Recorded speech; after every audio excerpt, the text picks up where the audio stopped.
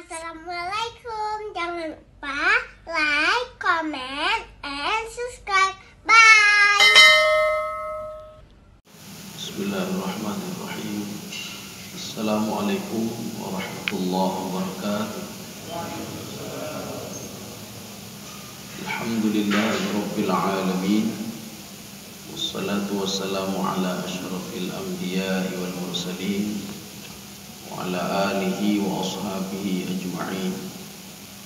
Raditu billahi rabba wa bil islami dina wa bi Muhammadin nabiyya wa rasulah. Rabbi shrah li sadri wa yassir li amri wahlul 'uqdatam min lisani yafqahu qawli. Allahumma ij'al jam'ana hadza jam'an marhuma wa tafarruqana min ba'dihi tafarruqan ma'suma. Kaum muslimin dan muslimat sidang jamaah subuh yang dirahmati Allah. Kita lanjutkan ayat 19 surah Al-Mulk. Jadi pada pertemuan yang lalu kita sudah membahas bagaimana azab itu diturunkan oleh Allah Subhanahu wa taala dan tidak ada yang bisa menghalangi azab Allah. Tidak ada yang bisa menghalangi azab Allah kecuali dua hal. Yang pertama, kita bersyukur kembali kepada Allah. Yang kedua, kita beriman, artinya minta maaf dan bertobat. Selain daripada dua itu tidak ada yang bisa mengangkat azab Allah Subhanahu wa taala. Sekarang ayat 19 ini mengajak memang ayat ini untuk orang musyrik, mengajak mereka untuk menggunakan akalnya untuk berpikir. Salah satu dakwah Nabi Nuh alaihissalam itu juga mengajak kaumnya, walaupun yang ikut cuma 83 orang. Jadi mengajak kaumnya untuk berpikir bagaimana proses kejadian manusia, bagaimana masa depan manusia, untuk apa manusia hidup, ya. Apakah hidup begini terus, ketika habis hidup dia meninggal dunia? Jadi kalau hidup seperti itu tidak jauh berbeda dengan makhluk Allah yang lain. Dia diberikan hidup oleh Allah, kemudian dia makan, dia minum, setelah itu dia meninggal dunia. Kalau tidak ada visi misi maka rugi kita hidup. Inilah inti dakwah Nabi Nuh alaihissalam. Ini juga pada ayat 19 mengajak manusia untuk berpikir. Maka dikatakan ayat ini ayat sains untuk berpikir ya, dan teknologi ini. Jadi artinya kalau dengan cara akidah kalian tidak bisa juga, sekarang gunakan akal kalian untuk berpikir. Ayat 19 ini. A'udzu billahi minasyaitonir rajim. Bismillahirrahmanirrahim. Awalam yarau ila tayri fawqahum safati wa yaqbid ma yumsikuhunna illa ar-rahman innahu bikulli syai'in basir. Kita bagi beberapa kelompok-kelompok ini. Sekarang kita terjemahkan dulu. Coba. Dan apakah mereka tidak memperhatikan burung-burung yang mengembangkan dan mengatukkan sayapnya? Sudah, ya. Jadi Allah Subhanahu wa taala menyuruh kita, ini terutama burung merpati. Karena kalau cerita di dalam Al-Qur'an tentang burung, itu tidak ada lain burung merpati. Kenapa burung merpati? Burung merpati di semua negara ada. Jadi di semua negara itu ada merpati. Sehingga ketika di dalam Al-Qur'an itu Nabi Isa alaihissalam beliau mengambil tanah fatanfuhu fihi fayakunu tayran biidznillah.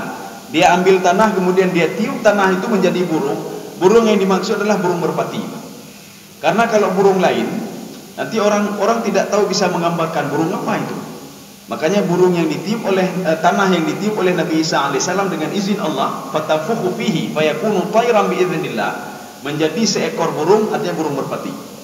Di sini Allah ingin menyuruh kita, afala yanzuru, awalam yanzuru. Ini awalam yarau. Yarau ini sebenarnya kan melihat dengan mata kepala. Tetapi di dalam tafsir jalan lain, beliau mengatakan yarau di sini maknanya nadharu. Nadharu itu apa? Melihat dengan penelitian. Coba kalian teliti, kata Allah. Coba lakukan penelitian terhadap seekor burung merpati. Kenapa sayapnya kadang-kadang tidak dia kepakkan sayap, kadang-kadang dia membuka sayapnya, kadang-kadang dia mengepakkan sayapnya. Ada apa itu, kata Allah? Ya. Kenapa dia tidak jatuh? Perhatikan ketika burung merpati ketika sudah terbang di atas, dia buka sayapnya, dia tidak jatuh ke bawah. Kemudian setelah itu dia kepakkan lagi sayapnya. Rupanya Ketika dia kepakkan sayapnya, pundi udara di bawah sayapnya itu sudah penuh. Ya. Ketika pundi udaranya kosong, maka dia kepakkan sayapnya lagi untuk mengisi pundi udara yang ada di bawah sayapnya. Maka perhatikan nanti burung merpati di bawah sayapnya itu ada pundi udara, sebelah kiri dan sebelah kanan. Pundi udara inilah yang dikepakkan terus sehingga penuh. Ketika penuh, dia sudah penuh dengan udara. Jadi tidak ada masalah lagi, nggak dikepakkan lagi sayapnya. Nah, jadi Allah menyuruh kita coba lakukan penelitian. Kenapa dia bisa seperti itu, kata Allah. Kalau kalian dengan hati kalian tidak bisa mengenalku, kata Allah, coba kalian mengenalku melalui makhlukku, yaitu merpati. Ini seperti juga yang di dalam ayat lain, afala yanzuruna ilal ibili kaifa khuliqat. Ya. Coba kalian lakukan penelitian, bukan melihat Pak, tapi penelitian. Makanya Imam Jalalain mengatakan, awalam yarau di sini bukan melihat tapi penelitian, Pak. Lakukanlah penelitian. Maka Ibnu Abbas ketika di dalam ayat afala yanzuruna ilal ibili kaifa khuliqat, coba kalian lakukan penelitian pada onta. Maksud pada onta bukan ini sebenarnya, kata Ibnu Abbas. Onta minum air, airnya naik ke atas. Kok bisa naik ke atas air itu? Padahal sifat air kan turunnya ke bawah. Kenapa air bisa ada di punuk onta? Maka kalau kita merujuk ke dalam tafsir Ibnu Abbas, pesan Allah bukan di situ sebenarnya. Karena kalau negeri kita tidak ada onta, kita tidak bisa meneliti. Bagaimana mau teliti? Nggak ada onta. Onta tidak ada. Onta hanya beberapa negara-negara khusus saja yang ada onta. Maka kata Ibnu Abbas, afala yanzuruna ilal ibili kaifa khuliqat. Coba kalian lihat air laut ketika diangkat ke atas, dia itu diikat oleh partikel awan di atas. Dalam awan itu ada partikel khusus yang mengikat butir-butiran air. Kenapa tidak jatuh ke bawah? Coba kalian pikirkan, kata Allah. Kata Allah Subhanahu wa taala. Inilah dalam tafsir Ibnu Abbas. Coba kalian lihat perumpamaan air yang diminum oleh onta itu, dia ke punuknya, kenapa tidak ke bawah? Dan ketika dibutuhkan, air yang di punuk itu bisa diturunkan oleh onta itu. Dia perlu apa? Perlu air, diturunkan airnya. Demikian pula ketika Allah Subhanahu wa taala itu dengan matahari menyerap air laut sampai di atas, maka diikat oleh partikel-partikel awan sehingga airnya itu wa yasrifu amma yasha. Saya bisa bawa kemana saja, kata Allah. Bisa saja di kampung ini saya turunkan hujan, bisa saja tidak saya turunkan hujan. Ya. Sekarang coba kamu pikir, kenapa airnya bisa seperti itu? Ini kalimat nazara itu maknanya penelitian. Maka di sini awalam yarau, yara itu sebenarnya ru'yah, melihat dengan mata kepala sendiri. Tetapi dalam tafsir Jalalain beliau mengatakan ar-ru'yah bimakna nadaru, penelitian. Lakukan penelitian pada burung. Jangan kalian nikmati saja burung merpati, jangan pelihara saja merpati. Tapi kalian tidak tahu makhlukku itu memiliki kelebihan-kelebihan tertentu. Ya, nih, baik pelihara mendok. Ya. Coba kamu lihat. Sekarang kita lanjut. Ma yumsikuhunna illa rahman. Ya, coba dibaca. Tidak ada yang menahannya dalam burung di udara selain yang Maha Pemurah. Iya. Dia Maha Melihat. Sudah, segitu dulu. Tidak ada yang bukan menahan ininya, tidak. Tidak ada yang membuat dia mengepakkan sayapnya kecuali Allah. Tidak ada yang membuat dia membiarkan sayapnya begitu saja kecuali Allah Subhanahu wa taala. Kalau seandainya binatang kan hendak berpikir, Pak. Artinya dia tidak bisa melakukan sesuatu tanpa dikontrol oleh Allah Subhanahu wa taala. Kalau secara logikanya, burung itu nak mau pasti dia terus mengepakkan sayapnya. Tetapi karena yang ilham diberikan oleh Allah Subhanahu wa taala, maka dia melakukan apa yang diperintahkan oleh Allah. Contoh, wa auha rabbuka ilan nahli anittakhidhi minal jibali buyutan wa minasy syajari wa mimma ya'rishun. Saya memberikan ilham kepada lebah. Saya memberikan ilham kepada lebah. Lebah kan hana utaib, dia nggak bisa berpikir, Pak, tapi diberikan ilham oleh Allah. Sehingga binatang itu dia mengenal Allah, Pak. Itu ri Allah kana itu ri, Pak. Ya. Maka di dalam tafsir At-Tabari, Imam Tabari mengatakan ada kalanya binatang lebih mulia daripada manusia. Kenapa? Manusia sudah diberikan otak tapi nak mau pakai. Diberikan penglihatan nak mau pakai dia. Kenapa demikian? Al-hayawan ya'rifullah. Binatang itu dia mengenal Allah, bukan tidak mengenal Allah. Dia pandai berterima kasih dan dia minta sesuatu nanti kepada Allah Subhanahu wa taala tatkala dia lapar, Pak. Ini binatang. Jadi artinya apa? Dia tahu, dia mengenal Allah Subhanahu wa taala. Ini apa tadi mau saya jelaskan? Tunggu sebentar. Ma yumsikuhunna illa rahman. Jadi tidak ada yang bisa. Oh ya, wa auha ya tadi kita kembali ke lebah tadi, Pak. Lebah tadi dia dapat ilham dari Allah untuk membuat rumah itu di gunung, untuk membuat rumah di rumah-rumah, di perumahan-perumahan, di pohon-pohon ya. Yang ketiga membuat rumahnya di mana? Wa mimma ya'risun. Ya'risun itu apa istilahnya? Ternak ya, peternakan. Maka nanti ada madu nomor 1, madu nomor 2, madu nomor 3. Apa namanya? Wa auha rabbuka ila nahli an ittakhidhi minal jibali buyuta wa minasyajari wa mimma ya'risun. Yang pertama madu yang paling hebat itu madu gunung. Yang kedua madu hutan, artinya yang ada di pohon-pohon. Yang ketiga ternak. Jadi dibuat peternakan madu. Maka Allah Subhanahu wa taala menyuruh kepada madu itu, lebah itu, kamu kalau ingin menghasilkan madu, lakukan di 3 tempat kata Allah. Makanya madu itu dia mematuhi perintah Allah. Ketika Allah berikan ilham kepada dia, dia patuhi itu. Ini begitu juga. Artinya apa? Allah memberikan kepada merpati tadi, burung tadi, jangan takut kamu tenang saja kamu. Ya. Artinya ketika pundi-pundi udara sudah penuh, kamu lepaskan saja sayapmu. Padahal dia kan tidak bisa berpikir, Pak. Tapi diberikan ilham oleh Allah Subhanahu wa taala. Jadi manusia disuruh berpikir untuk belajar dari binatang. Coba kalian belajar dari binatang. Ayat sebelumnya Allah mengatakan pada ayat lain, surah lain, wa fi anfusikum afala taqilun. Pada dirimu sendiri coba kamu lihat. Kenapa kamu tidak pakai akalmu kata Allah? Coba lihat pada dirimu sendiri, begitu dahsyatnya nikmat yang aku berikan kepada kalian. Nikmat anggota tubuh saja yang aku berikan, begitu dahsyatnya. Terus dia bekerja, terus bekerja. Jantung terus bekerja, Pak. Tidak ada dia berhenti. Ya. Kita mobil kita kalau sudah berapa ini kan sudah suak kaidang kedua, Pak. Ya, Pak. Ini tidak berhenti dia, kecuali sudah sampai waktunya. Sampai waktunya meninggal, maka jantung itu berhenti. Sampai waktunya meninggal, darah itu berhenti. Semua berhenti tugasnya, Pak. Sekarang coba kamu lihat, begitu dahsyatnya anggota tubuh yang aku berikan kepada kalian. Maka apa kata Imam Al-Ghazali di dalam kitab beliau Ihya Ulumuddin? Seorang itu tidak pandai mensyukuri nikmat Allah, kecuali nikmat itu ditarik dulu oleh Allah, baru dia tahu nikmat itu. Baru dia tahu nikmat. Maka kalau ingin tahu nikmatnya jantung, tanya sama orang yang sudah dipasang ring di jantungnya. Tanya, bagaimana nikmat jantung? Waduh, gemuk kayak Pak. Rumah jantung itu jangan seperti saya ya, Pak. Saya jantung sudah enggak normal lagi, Pak. Kalau ingin tahu nikmat ginjal, itu tanya sama orang yang gagal ginjal, Pak. Jangan tanya sama orang yang sehat, Pak. Enggak tahu dia nikmat itu di mana. Tanya sama orang gagal ginjal, bagaimana nikmat ginjal? Waduh, sengsara sekali saya ginjal ini enggak berfungsi lagi. Seminggu sekali, seminggu 2 kali cuci darah, sakitnya luar biasa. Baru dia tahu nikmat ginjal. Maka kalau ingin tahu nikmat sehat, jangan tanya sama orang sehat. Hidup punya ibadah tahu dia. Tanya sama orang sakit. Seorang yang berapa kali sakit tanya, bagaimana nikmat sehat? Sama dia tanya. Sama orang lain jangan tanya, enggak tahu nikmatnya. Ini seperti seorang nanya begini. Apa namanya? Dia pergi ke Eropa, hampir setiap minggu ke Eropa, pergi ke Australia, pergi entah kemana-mana dia pergi, Pak. Dan nanya bagaimana nikmat pergi? Biasa saja. Biasa saja ya. Di minggu 3 kau Eropa, seminggu lagi sudah ke Australia, minggu lagi sudah ke Bali, entah kemana-mana dia pergi. Ketika kita tanya, nikmat enggak, enak enggak? Biasa saja kata dia. Ketika dia naik mobil mewah, Pak, 1 miliar, 2 miliar, kita tanya bagaimana enak naik mobil mewah? Biasa saja kata dia.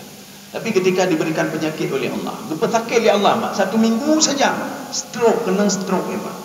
Tubuhnya tidak bisa bergerak lagi, Pak. Tertidur di atas ranjang, tidak bisa kemana-mana lagi. Ke Eropa tidak bisa, Australia tidak bisa, jalan-jalan tidak bisa lagi, Pak. Apapun tidak bisa lagi. Ketika disembuhkan dari stroke-nya, jalan saja nikmat bagi dia, Pak. Itu ketika sembuh dia jalan, dia alhamdulillah, rupanya nikmat sekali. Dia bisa makan dengan tangannya, alhamdulillah. Baru dia mengenal nikmat Allah. Pajang buat teka gejuknya buat gejuk musibah. Maka kita ketika diberikan musibah, kenapa disuruh ucapkan alhamdulillah? Kenapa alhamdulillah? Musibah ini berasal dari Allah. Tidak ada sesuatu hal yang dilakukan oleh Allah kecuali untuk kebaikan kita sendiri. Ya. Kalau tidak ada. Kalau yang tadi itu, yang pergi ke Eropa, dia tidak pernah diberikan penyakit oleh Allah, tidak pernah dia mengenal dirinya, apalagi dia mengenal Allah Subhanahu wa taala. Tapi ketika diberikan sakit sekali saja, dia baru itu baru itu tahu. Kalau enggak, dia tidak pernah mengenal dirinya, apalagi mengenal Allah Subhanahu wa taala. Ma yumsikuhunna illa rahman. Tidak ada yang mengontrol burung itu kecuali Allah Subhanahu wa taala. Maknanya begini, kalau burung saja dikontrol oleh Allah, termasuk rezekinya juga, ya Pak. Maka jangan takut. Binatang hanayo, ya Pak. Manusia yo, Pak. Binatang hanakai, tetapi dia tidak pernah takut masalah rezekinya, Pak. Tembun-tembun mandu binatang, Pak. Ya. Manusia sudah diberikan akal, takut lagi rezeki saya bagaimana nanti, siang nanti bagaimana. Karena kita tidak yakinlah, maka tidak diberikan oleh Allah Subhanahu wa taala. Yakin katanya, Pak. Kita tidak yakin sama Allah. Bagaimana mau diberikan ini oleh Allah Subhanahu wa taala kalau kita tidak yakin? Binatang saja, kata Rasulullah SAW. Ini ada dalam kitab Ihya juga, diabadikan oleh Imam Ghazali dalam kitab beliau. Kalau seandainya binatang itu diberikan akal oleh manusia, oleh Allah Subhanahu wa taala. Binatang diberikan akal, maka kalian tidak akan menemukan binatang itu gemuk-gemuk, semua kurus-kurus. Kenapa kurus-kurus? Dia berpikir masa depannya. Umatnya dapat jumpa kaiti kurban ni mak. Nya ni mak. Hai dah fikir ngai begah lemah mak. Rupa dapat juhnya dapat juh ayam tu disembelih mak. Nya. Itu kalau lembu dikasih akal mak. Nya. Maka lembu nak mau lagi Allah nak mau saya makan lagi. Rugi saja saya makan, apa yang saya makan diambil oleh orang lain setahun sekali sudah disembelih. Ya. Maka Rasulullah mengatakan lembu saja kalau diberikan akal kurus-kurus. Katanya hijau akal makin tembun ya Pak. Diberikan akal makin tembun, kan makin dah fikir ya Allah kan Pak. Ya, makin dah fikir dunia ya Pak. Bagaimana cara pengegau, bagaimana cara hidup enak ya Pak. Kaum muslimin sedang jemaah yang dirahmati Allah. Ini makna ma yumsikuhunna illa rahmah. Sekarang poin yang ketiga pada ayat 19. Tadi kita bagi 3 tadi supaya mudah untuk kita pahami. Innahu bikulli syai'in basir. Ya, coba terjemahkan lagi. Sesungguhnya dia maha melihat segala sesuatu.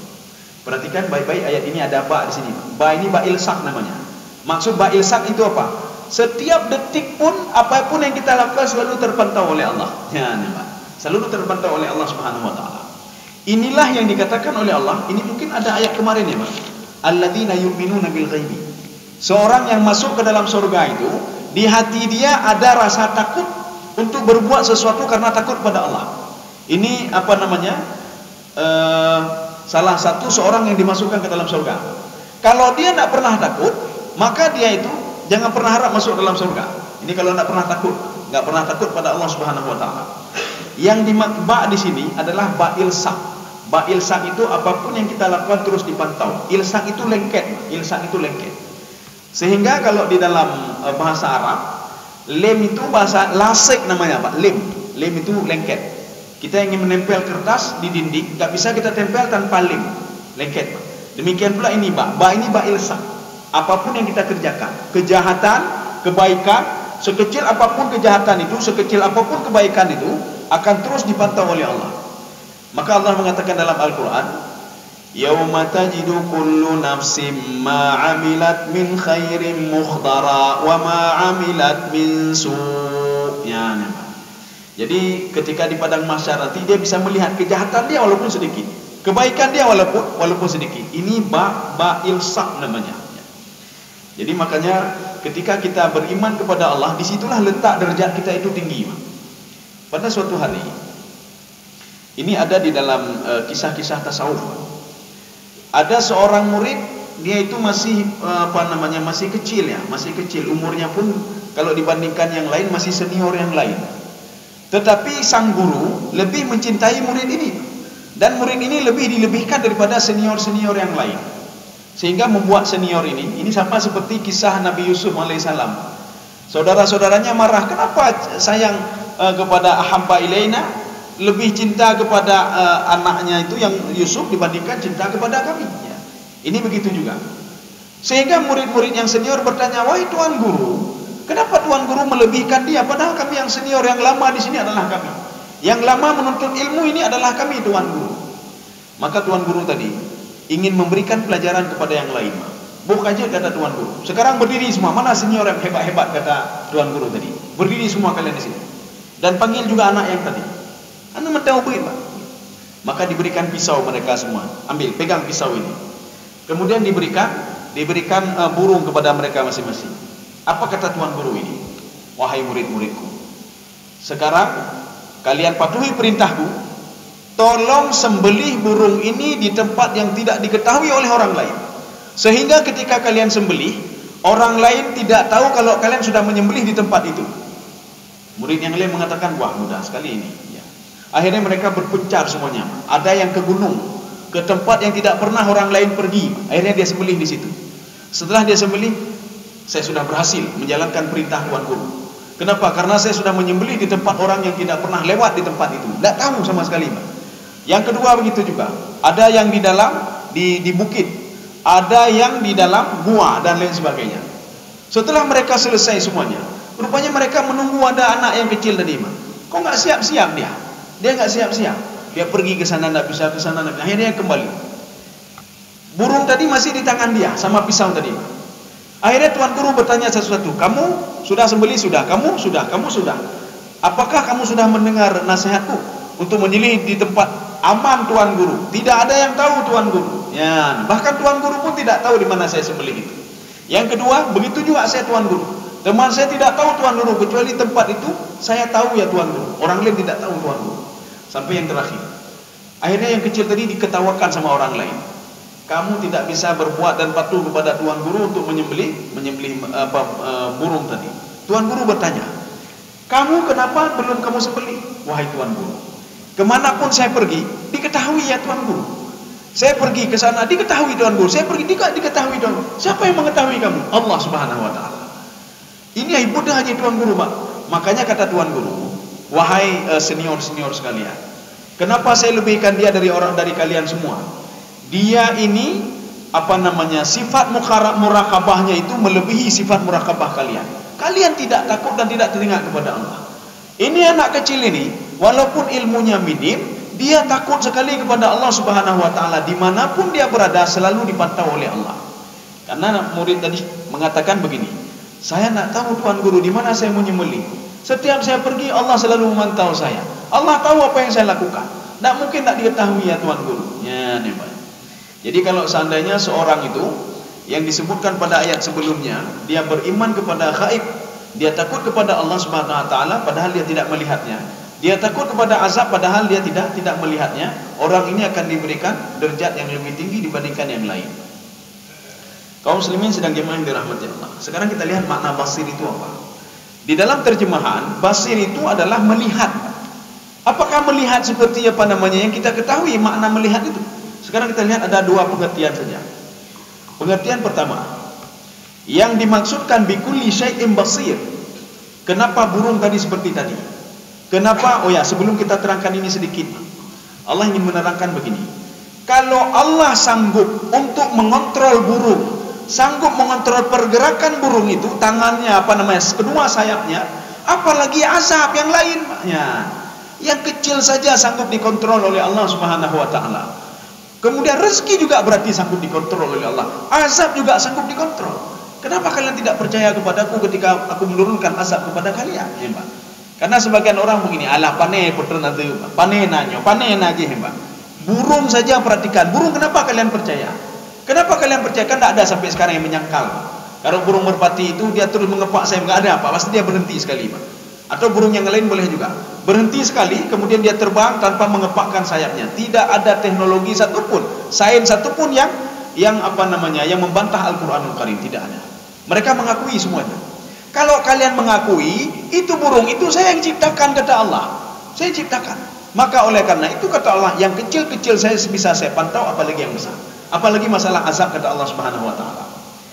Penduduk Mekah, mereka mengandalkan ada satu bintang. Nama bintang itu Syi'ra namanya. Bintang Syi'ra, nanti coba kita lihat sejarah-sejarah orang Arab dulu.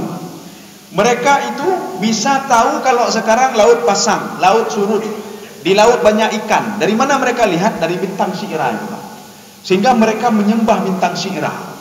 Waktu itu Allah mengatakan, sayalah Rabbus Syi'ra, yang menciptakan Syi'ra itu saya. Kenapa tidak nyembah saya, kata Allah? Kenapa nyembah bintang itu? Ini seperti orang yang mengagung-agungkan matahari dan bulan. Matahari sebagai ini matahari sebagai Tuhan, menyembah bulan lagi. Dia patuh kepada matahari, patuh kepada bulan, berterima kasih kepada matahari. Ini kalau tidak ada matahari tidak ada fotosintesis. Kalau tidak ada matahari tidak ada yang menyerap air laut ke atas sehingga turun hujan, tidak ada. Kenapa kita mengagung-agungkan matahari? Makanya Allah katakan la tasjudu lisyamsi wala lil qamar. Jangan kamu sembah dan mengagung-agungkan matahari dan bulan, tapi agungkanlah menciptakan matahari dan bulan. Walaupun kita tidak menyembah matahari, ini ada lemah matahari. Tetapi kalau kita luar biasa bulan itu, takjub kepada bulan juga bermasalah. Takjublah kepada yang menciptakan matahari dan bulan. Ya. Orang dulu kan cuma melihat bulan, oh nyaw bulan lagi nyaw, oh ini air pasang ini ikan banyak ini di laut. Dia cuma melihat bulan saja, Pak, dia sudah tahu. Kaum muslimin sedang jemaah yang dirahmati Allah. Sekarang kita lihat makna basir ini apa sebenarnya. Makna basir kalau dalam terjemahan melihat. Sekarang kita lihat. Ini pengertian pertama. Basir itu adalah matla'un ala ahwalin. Allah itu memantau sesuatu, segala sesuatu dipantau. Makanya ketika diberikan Allah musibah kepada kita, musibah itu sejauh kesanggupan kita. Ini simpulan begini saja kita berikan. Oh, diberikan musibah yang berat seperti tenggelam dan lain sebagainya, gempa, tsunami dan lain sebagainya, sudah cocok dengan perbuatan mereka. Mereka sudah keterlaluan, maka sudah cocok saya berikan seperti ini. Ini namanya basir di sini. Kemudian wa mudabbiru li akhirih. Ketika Allah sudah membuat sesuatu, Allah sudah memikirkan juga endingnya bagaimana, akhirnya bagaimana. Nyota pegempa, ini hasilnya bagaimana? Yang kakak juga pikir Allah, Pak. Baik tapi kele dia nyawa, Pak. Baik tapi kele dia nyawa. Kenapa salat subuh 2 rakaat? Dia laporkan teman itu 2 rakaat. Sebelum saya tahu alasannya, saya tak mau salat subuh. Makin nama. Enggak usah kita pikir itu, Pak. Kita yang kita pikirkan, salat subuh wajib, maka kita salat subuh 2 rakaat. Masalah akhirnya endingnya bagaimana, salat subuh untuk apa salat subuh, itu sudah dipikirkan oleh Allah. Sama seperti orang tua memasukkan anak ke pesantren, Pak. Anak berpikir begini, pikirannya pendeknya. Nyampe ya pikir ya, Pak. Sebagian anak berpikir kayak apa halun, Pak. Saya sudah dibuang sama orang tua saya di pesantren, 6 tahun dibuang sama orang tua saya. Makan nasi tok kerupuk ke mathin. Urut halun hana sayang le ke lu. Nak sayang lagi, Pak. HP nak boleh, kendaraan nak boleh, semua nak boleh. Kita mau penjara halun, Pak. Padahal orang tuanya ketika memasukkan anaknya ke pesantren, orang tuanya sudah pikir masa depannya bagaimana, Pak. Ini 6 tahun depan supaya anak menjadi begini, ini menjadi begini, sudah dipikirkan semuanya. Nyampe tak pikir, Pak. Ya. Jadi begitu juga Allah Subhanahu wa taala. Ketika Allah memberikan musibah, bukan berarti Allah tidak tidak sayang, bukan ya, Pak. Ada hal tertentu yang membuat Allah Subhanahu wa taala memberikan musibah kepada si fulan. Salah satunya supaya dia mengenal dirinya, Pak. Itu sodro. Jangan ada kata itu sodro, Pak. Itu sodro, Pak. Nyan Fir'aun kalau enggak ditenggelamkan, itu sodro, Pak. Makanya Fir'aun ditenggelamkan oleh Allah. Ketika itu apa kata dia? Amantu bi Rabbi Musa. Saya beriman kepada Tuhan Musa. Ya, Pak. Kan kata-katanya kan diabadikan dalam Al-Qur'an. Sebagai apa? Pelajaran bagi orang-orang kafir lain, Pak, yang ada watak-watak Fir'aun pada dirinya. Ya. Artinya sebejat-bejat Fir'aun, dia teringat kepadaku, kata Allah Subhanahu wa taala. Dia mengetahui siapa penciptanya. Ini makna basir, Pak. Ala ahsanil wujuh. Ya, Pak. Jadi Allah Subhanahu wa taala ketika ini makna basir, mengatur sesuatu. Hari ini Allah memberikan sesuatu kepada kita, itu sesuatu hal itu sudah diatur endingnya bagaimana, ala ahsanil wujuh. Ini bagaimana yang terbaik bagi hamba ini bagaimana. Makanya setiap ini ada di dalam hadis kursi begini ya, Pak. Ada seorang itu diberikan oleh Allah Subhanahu wa taala kaya selalu, Pak. Tak pernah miskin dia, kaya selalu. Ya. Apa kata Allah? Dengan kayanya dia makin dekat dengan saya, kata Allah. Maka tidak pernah saya miskinkan dia. Makanya kalau ada orang kaya selalu dan makin dekat dengan Allah, alhamdulillah ya Allah. Dengan kekayaan saya makin terus dekat dengan Engkau ya Allah. Kan makin jauh, makin jauh, Pak. Ya. Contohnya seperti Utsman bin Affan. Contohnya seperti Nabi Yusuf alaihissalam. Makin kaya, makin teringat kepada Allah. Sehingga Nabi Yusuf berdoa, Allahumma anta waliyyi fid dunya wal akhirah, tawaffani muslima wa alhiqni bis salihin. Ya Allah, Engkau yang menjagaku di dunia dan akhirat, ya Allah. Tawaffani musliman, matikan saya dalam keadaan muslim ya Allah. Bukan banyak harta lagi, tidak. Bukan tidak tahu diri. Nabi Yusuf tahu diri namanya. Makanya yang kedua kata Allah, sebagian kamu saya miskinkan, dia terus miskin seumur hidupnya. Tak pernah kaya-kaya kata Allah. Kenapa? Dengan miskinnya dia makin teringat kepadaku kata Allah. Dengan miskinnya ibadahnya luar biasa. Kalau saya kayakan dia akan lupa kepadaku. Ya, namanya berkayakan doang. Kan banyak kisah-kisah dari miskin dia menjadi kaya akhir lupa. Makanya miskin selalu. Maka kalau ada orang miskin selalu makin dekat dengan Allah, berdoa, alhamdulillah ya Allah kagatilun ya Allah. Sang menyolot kaya ya Allah, hanalun dule no aleho kalun jaya. Kalau saya kaya, nyane-ane hanalun perumule ya Allah.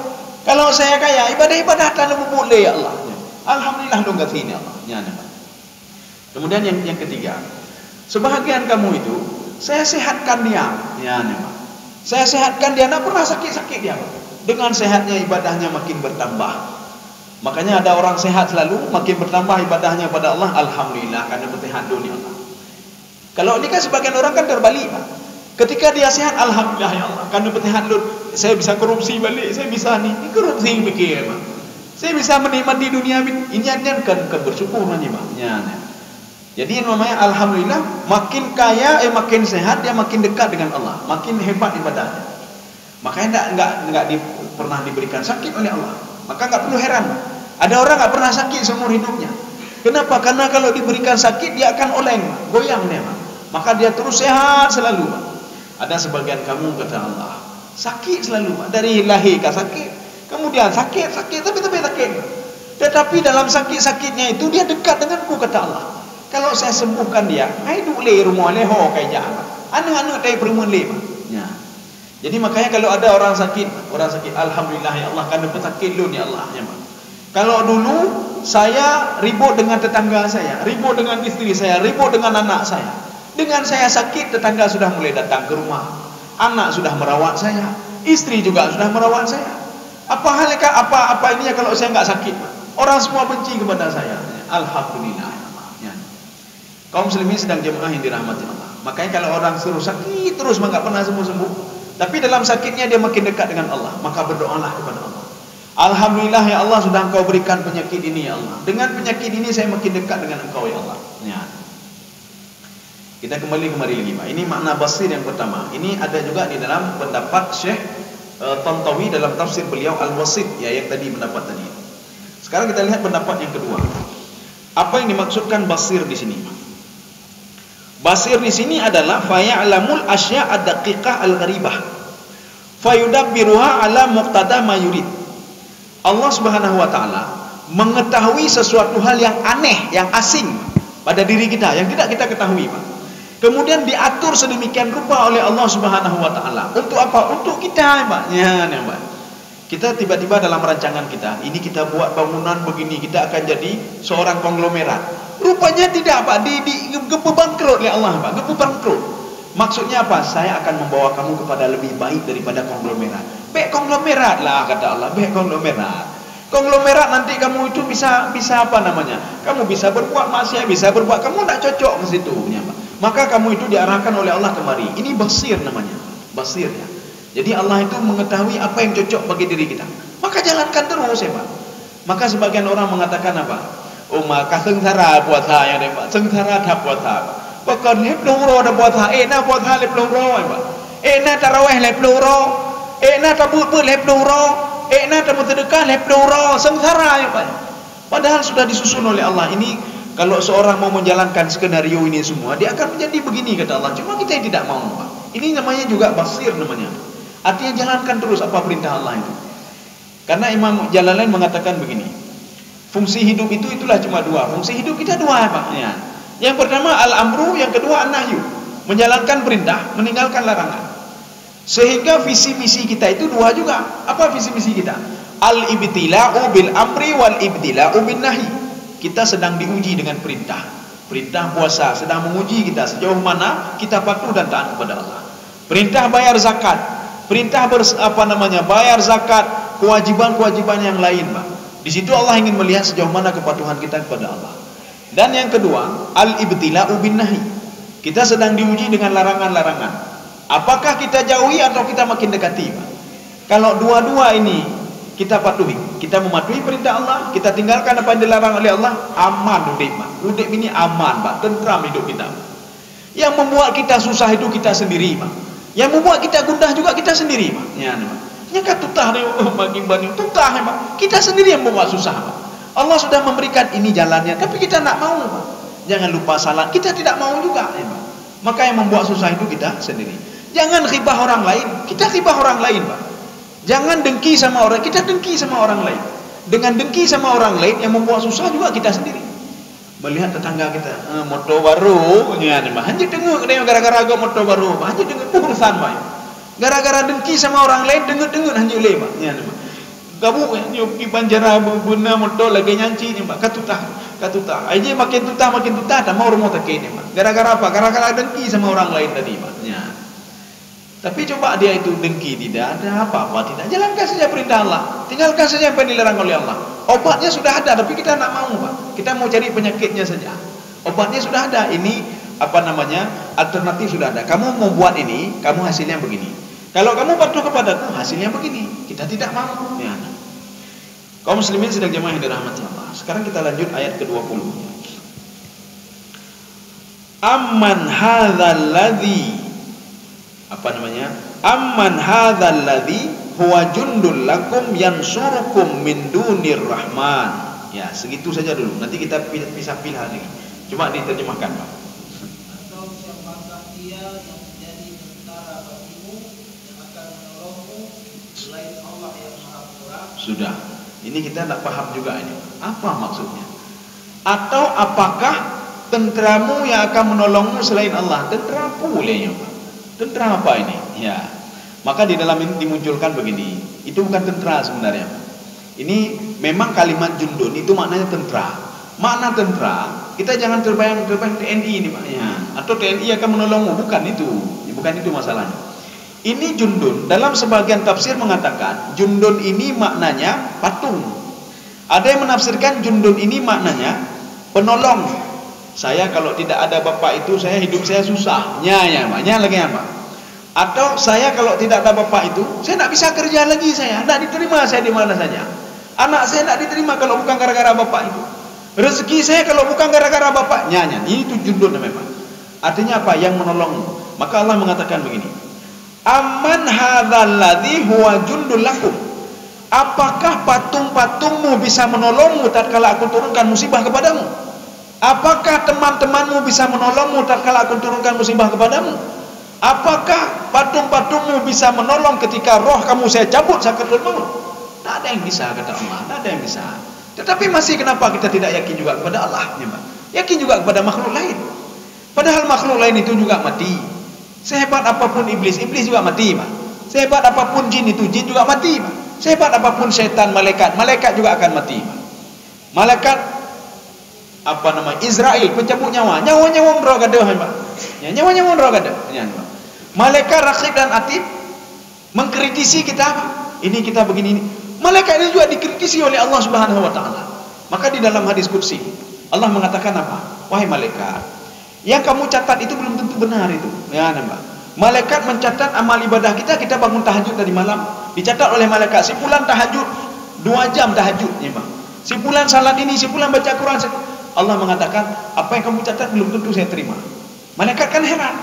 Kenapa tidak engkau terima, ya Allah? Saya menjadi saksi kalau dia bangun tahajud tadi malam. Saya menjadi saksi kalau dia baca Quran tadi malam. Apa dijawab oleh Allah? Hadza firaqu baini wa bainik.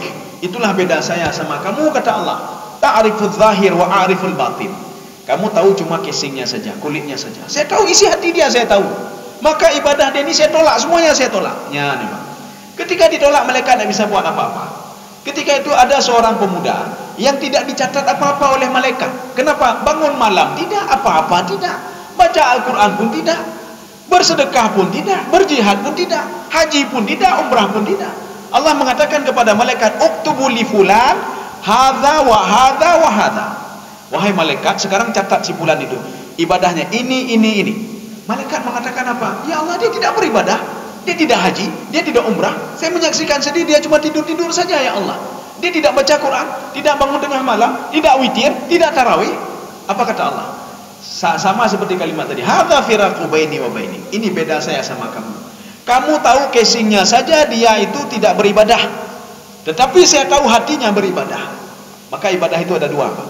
Ada ibadah zahir, ada ibadah batin. Kita niat saja rupanya sudah ibadah. Ya, niat saja ibadah. Dan jangan niat macam-macam. Baik niat macam-macam apa? Maka niat saja sudah termasuk ke dalam ibadah. Maka Allah mengatakan kepada malaikat, wahai malaikatku, si fulan dia berniat untuk naik haji, tapi dia tak punya duit untuk naik haji, tapi niat dia itu dulu ikhlas sekali. Maka catat dia sebagai suatu kebaikan. Kalau di dalam hadis Arba'in Nawawi, Rasulullah mengatakan hasanah kamilah, kebaikan yang sempurna, walaupun dia belum berangkat haji, tetapi niat dia memang naik haji. Lo ya haji Allah, apapun yang terjadi ya Allah, apapun yang terjadi, saya akan umrah, apapun yang terjadi ya Allah, saya akan berkorban, nyopeng anak depan, apapun yang terjadi ya Allah, akan saya lakukan. Tapi sudah meninggal dunia kita belum melakukan haji, belum umrah, belum korban, belum lain dan lain sebagainya, tetapi sudah dicatat sebagai hasanah kamilah, kebaikan yang sempurna. Ya, padahal kita belum berbuat lagi. Hati-hati berniat kejahatan. Berniat kejahatan, ketika seseorang itu dia berniat untuk melakukan kejahatan itu dan dia meninggal dunia, maka ditulislah kejahatan itu. Tetapi kejahatan yang ditulis itu satu saja, ya, bukan sempurna, tidak. Ya, tetapi kejahatan itu tidak sempurna. Tapi kalau kebaikan sempurna, kebaikan itu, maka terus berniat berbuat kebaikan-kebaikan, walaupun kita tidak punya apa-apa. Ini ketika dikatakan pakai nana untuk mengkurban, hana pengen kurban lagi bang kubur urang gathil man. Seumur hidup tak hana mengkurban dah. Kenapa tidak kita niatkan saja? Ya Allah nyo menyonapeng ya Allah tunu kilo mengkurban ya Allah. Tiba-tiba kita meninggal dunia, kebaikan pun untuk kita. Kemudian pahala pun untuk kita. Kenapa? Karena niat dulu ikhlas kita. Maka Allah mengatakan begini, amman hadzal ladzi jundun, ya nama. Apakah Fir'aun bisa menolongmu? Apakah Namrud bisa menolongmu? Fir'aun mengatakan diri dia Tuhan. Apakah patung yang kamu sembah bisa menolongmu tatkala azabku itu aku turunkan, kata Allah. Ya, ini maksud amman hadzal ladzi huwa jundul lakum yansurukum. Kalau dalam tafsir Ibnu Katsir, yansurukum min dunillah. Bisa enggak dia menolong selain Allah Subhanahu wa taala menolongmu? Atau dalam tafsir lain mengatakan, apakah patung-patungmu bisa menolongmu? Apakah orang yang kamu banggakan tadi, itu bapak itu, kalau saya tidak dipekerjakan oleh beliau, ya, kalau tidak dipekerjakan saya sudah apa? Kaputuh rezeki lun. Sekarang kalau aku berikan musibah, coba minta tolong sama dia. Tidak ada yang bisa minta tolong, Pak. Termasuk begini. Ini ada dalam kitab Riyadhus Shalihin. Ketika seorang hamba itu, yauma ji'tumuna furada kama khalaqnakum awwala marrah. Tatkala kamu dibangkitkan di padang mahsyar, kamu tidak ada pakaian seperti lahir dari rahim ibumu, tidak ada celana seperti lahir dari rahim ibumu, tidak ada sendal, tidak ada apa-apa seperti lahir dari rahim ibumu, tidak ada jabatan, tidak ada duit, tidak ada apa-apa. Sehebat apapun seorang di dunia, ketika dia dibangkitkan di padang mahsyar seperti bayi yang baru lahir, tidak punya apa-apa. Dia membutuhkan belas kasihan orang lain, ya. Maka pada waktu itu kata Allah Subhanahu wa taala, ketika kamu itu saya sidang, kata Allah, kamu melihat ke kanan. Jadi pemuda ini dia melihat ke kanan, dia lihat ke kanan. Kemudian malaikat bertanya, "Fone kalen, kamu lihat siapa?" Kata pemuda ini, "Saya melihat mungkin ada yang bisa menolong saya. Saya mungkin akan melihat anak-anak saya." "Hai anak ya tulung dron, kuya tulung dron, temayang tan takutan, kuya tulung dron." Mereka sibuk dengan amalnya sendiri. Mereka sibuk dengan kejahatannya sendiri. Tak usah lihat ke kanan lah, enggak ada yang tolong kamu. Kalau di dunia kita bisa menyewa pengacara sampai 100 pengacara. Di akhirat nak pun itu dong, mereka masing-masing sya'nu yughni, sibuk dengan apanya masing-masing. Ketika itu dia melihat sebelah kiri. Malaikat bertanya, "Sona kalian lom, kamu lihat siapa lagi?" "Saya mungkin melihat ada yang bisa menolong." "Tidak ada yang menolong kamu. Sekarang nafsi-nafsi semua sendiri-sendiri, semua sendiri-sendiri." Termasuk Nabi Adam alaihissalam ketika didatangi oleh kaumnya. Nabi Adam mengatakan apa? Oleh manusia ini, karena Nabi Adam Abul Bashar, Nabi Adam mengatakan, "Nafsi, nafsi, nafsi," kata beliau. "Saya punya masalah dengan Allah. Saya punya masalah dengan Allah. Saya punya masalah dengan Allah." Apa masalahnya? "Saya pernah tidak patuh kepada Allah tatkala Allah melarang untuk mendekati, wala taqraba hadhihi syajarata fatakuna minadh dhalimin." Lut kadzalim, Lut kadzalim. Saya punya masalah dengan Allah. Begitu juga Nabi Nuh, saya punya masalah dengan Allah. Apa masalahnya? Anak saya tenggelam, kafir anak saya. Istri saya kafir, istri saya juga tenggelam. Kalau dimintai pertanggungjawaban bagaimana saya? Maka salah satu termasuk di dalam tafsir Al-Qurtubi, di situ disebutkan yang pertama sekali lari dari anaknya, dari istrinya termasuk Nabi Nuh alaihissalam. Hai kalian lihat dengar, Pak. Waktu di padang mahsyar hae ke kalian nang Pak. Hae ke kalian inang Pak. Itu gara-gara istri dan anaknya itu bisa mempengaruhi juga orang lain. Kalian ni. Anu mentang hanai patih bakya. Istri saja enggak percaya pada suaminya. Apalagi kita ya Pak. Maka dia itu sudah gila itu Nuh itu. Ya. Kaum muslimin sedang jemaah yang dirahmati Allah. Tatkala itu dia melihat ke depan, Pak. Pandangannya sudah kosong ya. Seperti orang sakaratul maut, kosong, maka kulah alpi pegai. Terserahlah. Ketika itu dia baru mendengar apa namanya? Suara neraka, Pak. Glak-gluk. Makanya api neraka itu dia tidak bersambung tapi terputus-putus api neraka, Pak. Terputus-putus itu di dalam tafsir ini diungkapkan li syiddati hariha. Saking panasnya api neraka itu tidak terputus-putus namanya. Arti tidak terputus seperti apa namanya? Lidah ya, seperti lidah dia menyala-nyala apinya, Pak. Ketika dia dengar itu, maka ketakutannya luar biasa dia. Sehingga dia mengatakan, "Absarna wa sami'na farji'na na'mal salihan inna muqinun." Rabbana absarna, kami sudah melihat ya Allah. Tidak ada yang bisa menolong kami. Sudah melihat ke kiri, tidak ada yang bisa menolong kami. Absarna wa sami'na. Kami sudah mendengar itu neraka kamu dengar ya Allah. Memang di dalam tafsir tidak diungkapkan berapa jaraknya. Tetapi ada satu kitab, itu namanya Sirajul Talibin, adalah syarah dari Minhajul Abidin. Punya kitab Imam Ghazali juga. Ada berapa 2 jilid ya, 2 jilid.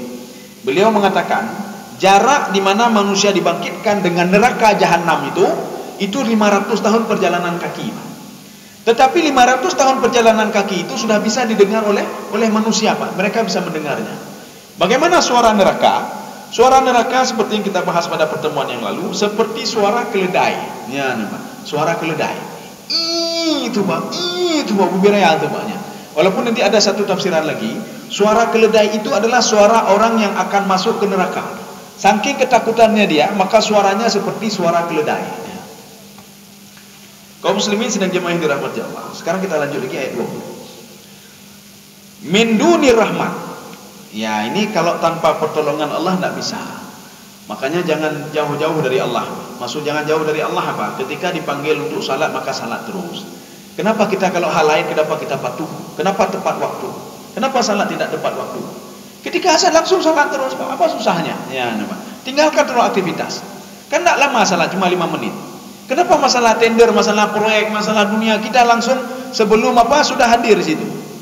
Yang diundang di Jokowi, Pak. Ya, di presiden diundang. Diundang di Istana Negara. Acara jam 10. Cuma sebelumnya sebelum jam 10 besok itu sudah diinikan, sudah di apa namanya? Persiapannya lama sekali, Pak. Persiapan lama sekali. Kemudian hadir di istana itu jam-jam 7 sudah hadir di sana. Aduh, acara apa tidak, Pak? Kita bisa hadir sedemikian rupa. Kita bisa memaksa diri kita. Kenapa ketika dipanggil oleh Zat yang menciptakan kita sebagai wujud kita terima kasih dan teringat kepada Allah, bukan hanya saja, Pak. Artinya tinggalkan aktivitas sebentar saja, 5 menit saja tinggalkan aktivitasnya. Kita lanjut lagi, Pak. Inil kafiruna illa fi ghurur. Ya, Pak. Coba dibaca lagi. Orang-orang kafir itu tidak lain hanyalah dalam keadaan Tertipu. Ya. Kenapa seseorang itu dia lupa kepada Allah? Ya, bahkan tua kepada Allah. Kenapa dia lupa salat? Kenapa tidak salat? Kenapa lupa zakat? Kenapa tidak bayar zakat? Kenapa lupa puasa? Ketua puasa. Atau dia tidak puasa sama sekali. Mana nanya? Inil apa namanya? Bukan. Inil kafiruna illa fi ghurur. Kita jangan terbayang kafir itu urung-urung kafe, Pak. Kafe. Padahal kafir itu termasuk 8 senif. Salah satunya kufur nikmat juga kafir. Kufur nikmat. Seorang yang kufur nikmat, ketika diberikan nikmat, dia tidak pandai berterima kasih kepada Allah. Ini kufur nikmat namanya. Dia minta kepada Allah tapi tidak berterima, itu kufur nikmat namanya. Kenapa orang ini lupa kepada Allah? Ya, nampak. Kenapa seseorang ketika dia salat yang teringat orang lain ingat, nampak? Kan ingat Allah, nampak. Karena mereka itu Inil kafiruna illa fi ghurur. Ini namanya jumlah kasar namanya. Tidak ada lain yang membuat mereka seperti itu kecuali ghurur. Ghurur itu apa? Ditipu daya. Tipu daya syaitan. Kepen semayang, anak kaya nak semayang. Kita ya juga ya. Hek semayang anak kaya. Untuk apa bayar zakat? Makin bayi makin gasin, ya, Pak. Oh iya juga ya, Pak. Untuk apa pergi ke rumah si fulan, nak tejak rumah dron.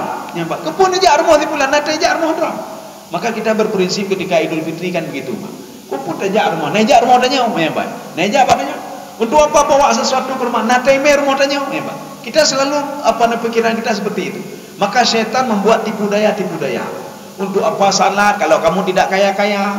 Dijawab oleh Allah pada ayat lain. Kamu mau kaya? Kalau mau kaya nak mesti salat. Apa ceh temayang kaya aja, Pak? Hana mencet kaya juga. Salat itu bukan untuk kaya. Kepu kaya nge temayang. Hana temayang pi kaya. Mau kata Allah. Mangkana yuridul ajilah. Barang siapa mau kaya, mau menguasai dunia tanpa salat, tanpa patuh kepadaku, saya berikan kata Allah. Ajalna lahu fiha manasa. Mau kamu saya berikan. Mana buktinya? Walid Al-Mughirah waktu itu termasuk orang paling kaya di Arab. Dia padahal mencaci maki Nabi Muhammad, mengolok-ngolok Allah Subhanahu wa taala. Dan dia syirik kepada Allah, penyembah patung Walid Al-Mughirah. Tetapi diberikan kekayaan oleh Allah Subhanahu wa taala, itu membentang kekayaannya sampai 700 km, Pak. 700 km. Kehebatan tanah dia itu. Katanya tanah ban padung penuh hektar, 2 hektar, 5 hektar. Walid Al-Mughirah lebih dari 5 hektar, Pak. Walid Al-Mughirah tanah dia 700 km, Paknya. Dari Inojak Medan lewat Medannya tanah Walid Al-Mughirah mendung, Pak. Ya. Makanya Allah mengatakan kalau mau kaya, hana baik temayang gede. Hana buku. Salat itu bukan untuk kaya, Pak. Salat itu supaya kita mengenal diri kita. Dengan kita mengenal diri, kita bisa mengenal Allah Subhanahu wa taala. Dengan kita bayar zakat, itu membersihkan hati kita dan kita mengenal diri, Pak. Dengan mengenal diri kita bisa mengenal Allah. Dengan puasa, gepujira oleh Allah, bah taturi draw katanya, Pak. Menyohana geyu puasa, hana taturi draw katanya. Di luar Ramadan, sedikit lagi, Pak, 2 menit lagi ini, udah 1 jam ini. Di luar Ramadan, kita hana tabohyum ibu teh, hana tabohyum ibu teh, Pak. Tetapi di dalam Ramadan, air putih itu nikmatnya luar biasa. Kenapa? Karena nikmat kita pagi ini sudah dicopot oleh Allah. Tidak boleh minum, tidak boleh makan bubur, ya. Walaupun ada bubur, hanya baca bubur, ya, Pak. Haram makan bubur. Haram ini, haram itu. Biasanya kita minum kopi sehari 5 kali, Pak. Lagi temayang fardu, ya. Ya kopi lagi temayang fardu, ya, Pak. Poh 8.3, poh 33, ngopi yuk, ngopi tapi, Pak. Jam 2.3, untuk tepuk 3, Pak, lehu 3. Pun nanti asar 3, malam 3, 5 ke, Pak. Minum kopi itu waktunya bisa kita atur. Ini kalau pagi minum kopi di sana, ketika nanti jam 10 di sana. Kalau salat kenapa tidak bisa kita atur, Pak? Padahal salat kan demi kita juga sendiri, Pak. Kenapa tidak bisa kita atur? Ya, Pak. Jadi artinya ketika diharamkan oleh Allah, tidak boleh minum kopi, tidak boleh makan. Kenikmatan minum kopi itu sudah ditarik oleh Allah. Kenikmatan minum sudah ditarik oleh Allah. Biasanya kita makan siang, kenikmatan makan siang ditarik oleh Allah. Makanya orang yang pandai bersyukur itu, ketika salah satu nikmat ditarik, waktu nanti diberikan nikmat lagi dia, alhamdulillah ya Allah, air putih saja nikmatnya luar biasa. Ibu teh mentang, Pak, padahal putih. Di luar Ramadan ibu teh mesti perlu, ibu teh hana teh permen, Pak. Ya. Maka ketika berbuka puasa, walaupun dia ahlul hisab di urung pirkon. Ketika buka puasa tidak ada Allah malaikat sumtu, tapi keaman tu, wala enggak ada bahana, Pak. Mana Allah malaikat sumtu ngeruko Allah malaikat sumtu.